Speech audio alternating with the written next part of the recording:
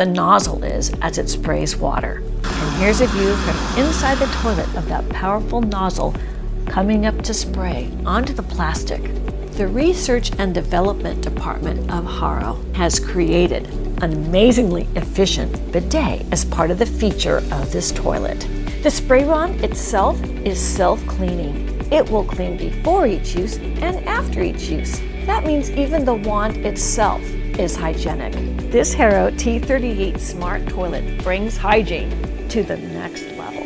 And here is what that HC massage looks like as we see the water flow going back and forth for an ultimate hygienic cleaning like never before. And we can see the plastic fogging up because this was an example using very warm water, like a user may desire. And after you use the bidet and flush the toilet, this is how the dryer feature goes on. The vent will open and warm air will come out for as long as you want to dry. And the air can be at the temperature you choose, cold, warm, or warmer. To turn it off, you press stop on your remote. And we tested the fan speed of the air drying with an anemometer. It was about 6 to 7 miles an hour, which is a very comfortable wind speed for drying. And after each use,